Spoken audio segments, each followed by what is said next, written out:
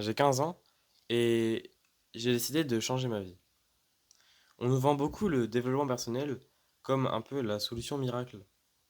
Mais en fait, après plusieurs mois à avoir pratiqué cette discipline, je me suis rendu compte que c'était pas du tout comment est-ce qu'on nous l'avait vendu.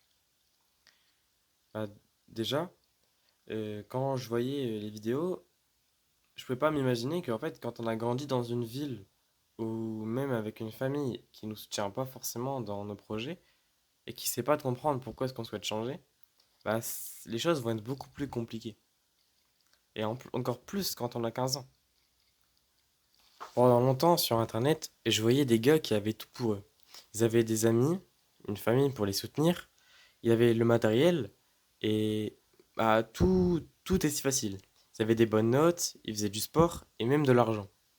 Mais en fait, c'est pas le cas de moi ni de tout le monde. Et je me suis toujours dit que ouais, si eux ils pouvaient le faire, bah moi aussi j'étais censé pouvoir faire comme eux. Mais en fait, après tout, en fait, à l'école, on m'a toujours dit, ouais, dans tous les cas, t'es intelligent, tu travailles bien à l'école, et un bon diplôme, et tu seras riche. Mais en fait, c'est toute cette pression-là qui m'a fait lâcher prise. Je me retrouvais, je me retrouvais au collège avec 10 de moyenne en cinquième, et j'avais honte, et sans pour autant l'assumer, les profs, ils perdaient un certain espoir en moi. Et en fait, en réalité, ma vie, à ce moment-là, c'est une seule chose, c'est aller en cours et rentrer chez moi, jouer aux jeux vidéo et jouer à Roblox. Puis, il y a un an, il y a eu ma rentrée en seconde. Alors là, le déclic, il a été brutal de ouf. En fait, j'étais sur mon ordinateur comme d'habitude et en fait, je regardais des vidéos de Sgeg, donc tous des défis sur League of Legends, des défis sur Minecraft, des trucs sans queue ni tête. Et il y avait une seule vidéo qui se démarquait du reste. C'était une vidéo, je crois, euh, trois choses que j'aimerais savoir avant le lycée. Donc je rentrais au lycée, je me disais, bah parfait, je vais pouvoir savoir. Et c'était un mec qui s'appelle Robbie Daily, je crois, Daily. Et en fait, c'est un mec qui fait du self-improvement, je crois. Et c'est grave stylé. Du coup, bah, je regarde des vidéos, je rentre un peu dans cette vibe de dev perso, self-improvement. Bon, ça les gars, vous m'accorderez, c'est pas trop encore dans mon truc, mais voilà. Dans ma DA, parce que je suis pas non plus super charmant. Et du coup, bah, je regardais tout le temps, je regardais les vidéos. Et à ça, je me suis levé juste. Et à force de tout ça, je me suis levé dans ma chambre, il était 22 heures et je me suis mis à faire des pompes. Et en fait, c'est ce qui a. C'est un peu ridicule, hein, mais c'est ce qui a marqué le début de quelque chose.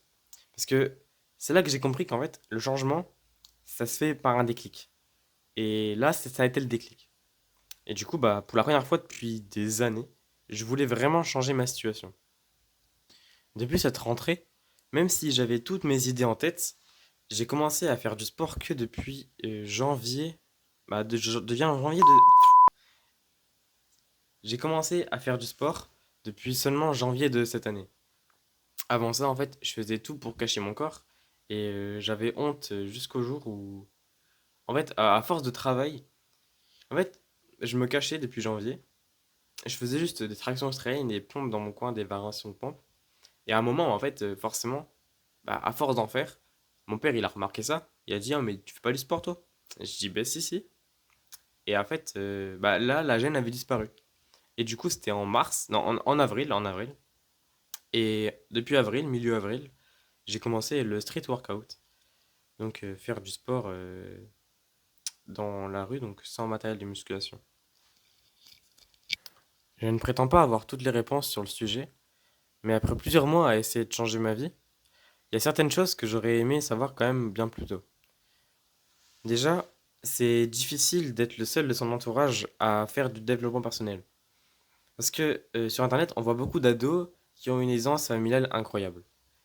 Et ces types ont une famille qui les soutient dans leur délire, qui les aide à manger plus sainement. Ils ont des amis avec qui ils ont une proximité extra. Et en fait, ça, ça leur permet de ne pas tellement se retrouver seuls dans le développement personnel. Même si on dit dev perso, monk mode, etc., faut être seul à faire son truc. En réalité, c'est bien plus facile si jamais t'es entouré.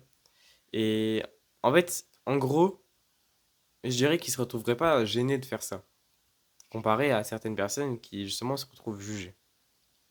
La réalité, c'est que c'est pas du tout aussi simple que ce qu'on peut voir sur les réseaux sociaux.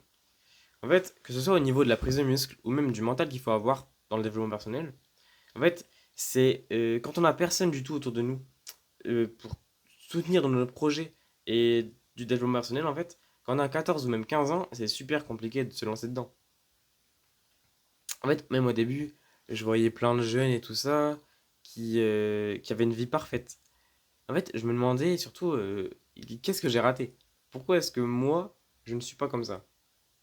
En fait, j'ai compris que la plupart des gens sont capables de réussir aussi leur projet, mais euh, dans de nombreux cas, c'est si ces personnes ont un entourage qui les soutient dans ça, ne serait-ce qu'un tout petit peu.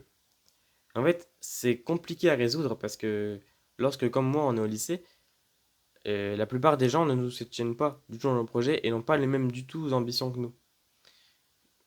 Je vais prendre un exemple tout con. Pour moi, je ne fume pas. C'est un peu une sorte de red flag pour moi de fumer, même dans mes relations sociales. C'est-à-dire que je me vois pas du tout être ami avec quelqu'un qui fume. J'ai déjà rencontré des gens qui sont super cool, mais en fait, ils fument. Du coup, dans ma tête, ça met un blocage. Bah, c'est le même principe pour ça. Si la personne, elle est pas trop dans le dev perso, bah, elle va pas forcément te tirer vers le haut et te pousser à être la meilleure version de toi-même. Parce que fréquente 4 fumeurs, tu seras le cinquième. C'est ça qu'on dit. Mais du coup, imaginez-vous seulement le mental qu'il faut avoir pour pas sombrer. Et en fait, il faut savoir se projeter dans les futurs projets parce que justement, il y a plein de projets qui nécessitent pour certains de se faire de l'argent notamment ou de se muscler. Et en fait, lorsque comme moi, bah, quand on est comme le mois d'avant, en fait, se projeter dans des projets, c'est super compliqué parce qu'on n'a pas réellement de but dans la vie. Ça, c'est comme si on était dans une sorte de bulle qui empêche le fait de s'activer. Enfin, bah voilà les gars, c'était un peu pour vous expliquer tout mon parcours dans le développement personnel et pourquoi est-ce que je m'y suis mis surtout. Je vais utiliser un peu cette chaîne YouTube comme une sorte de journal de mon évolution. Et je suis pas sûr de rester sur cette idée ou si je change un petit peu dans l'ADA, mais je resterai toujours dans la vibes de développement personnel et le fait de faire du sport, etc. Je sais pas trop où est-ce que j'en serai dans un an. Mais en tout cas, bah, mec, si tu veux voir la suite, bah, je te conseille de t'abonner. Et après, bah, en vrai, ça te coûte rien. Et moi, ça peut me changer ma vie. Donc, bon. Sur ce, bonne journée et bisous.